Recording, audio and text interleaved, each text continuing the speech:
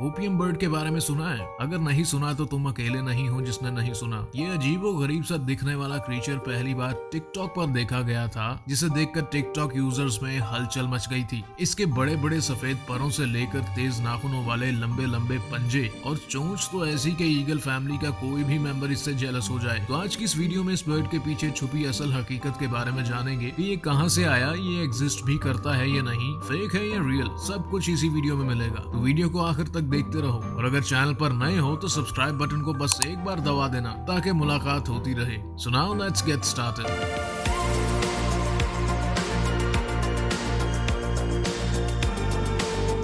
एक बार इसकी हवा में लहराती इन जुल्फों को तो देखो जरा, शैम्पू का ऐड करवाना चाहिए इससे। हमें परिंदों की जुल्फे नहीं पर होते हैं। हाँ, लहराते हुए पर भाई। दोस्तों, इसमें तो कोई शक नहीं है कि ओपियम बर्ड ने सोशल मीडिया पर लोगों में एक अजीब सी पुरस्कारियत पैदा कर रखी है। लोग जज ही नहीं कर पा रहे कि ये असली है या फेक। इसका इतना बड़ा साइज और दहशत भरी नजरें ये सवाल खड़ा करती हैं कि शायद तो कोई ऐसा परिंदा हो सकता है जो अभी तक डिस्कवर ही नहीं हुआ। ओपियम बर्ड वाकई जैसा नजर आता है उतना ही मिस्टीरियस है और ये सिर्फ टिकटॉक तक ही महदूद नहीं रहा। बड़ी तेजी से ये बाकी सोशल मीडिया प्लेटफॉर्म्स पर भी वायरल हो गया था। रेडिट, यूट्यूब, फेसबुक, इंस्टाग्राम, सब जगह, जिसके नतीजे में इसके ओरिजिन के बारे में बहुत सी थ्योरीज और कयास आराइयों ने जन्म लिया। कुछ लोगों का मानना है कि ये हेलुसिनेशन है, यानी एक ऐसा विजन जो अक्सर किसी किस्म का नशा जैसे वीड या ओपियम कंज्यूम करने से दिखाई देता है। कुछ लोग इसे ख्वाबों के साथ भी जोड़ते हैं। ओपियम बर्ड बहुत जल्द ही एक मिस्ट्री सिंबल बन चुका था, जिसने डिजिटल लैंडस्केप में बहुत से मीम्स और कॉन्वर्सेशंस को जन्म दिया। तो जैसा कि ओपियम बर्ड सोशल मीडिया पर हर तरफ छाया हुआ है, मगर इसकी असलियत अभी भी एक मिस्ट्री थी। लेकिन दोस्तों, इस अजीबो गरीब क्रीचर को समझना उतना मुश्किल नहीं है जितना हमें लगता है। ये वायरल क्रीचर अंटार्कटिका की बर्फीली चोटियों से नहीं आया, बल्कि हकीकत में ये डिजिटल आर्ट का एक मास्टरपीस है। इसके क्रिएटर ने बहुत हैरत अंगेज तरीके से एक हैशटैग यूज किया जो था #iArt। मतलब ये कि ये सारी की सारी AI जनरेटेड वीडियोस और इमेजेस हैं। पिछले साल आपने AI से बने बहुत से शाहकार देखे होंगे और वाकई 2023 आर्टिफिशियल इंटेलिजेंस में एक रेवोल्यूशनरी ईयर है, ये कहना गलत नहीं होगा। तो दोस्तों, इन विजुअल्स को देखिए जरा, जिसे वियर्ड कोर एस्थेटिक्स कहते हैं। ये विजुअलाइजेशन का वो जॉनरा है जो अपने खौफनाक और अजीबोगरीब विजुअल से किसी भी इंसान को हैरत में मुब्तला कर दे। और इसके AI जनरेटेड होने का अंदाजा बड़ी आसानी से आप ऐसे लगा सकते हैं कि अगर आप ओपियम बर्ड की डिफरेंट इमेजेस और वीडियोस को देखो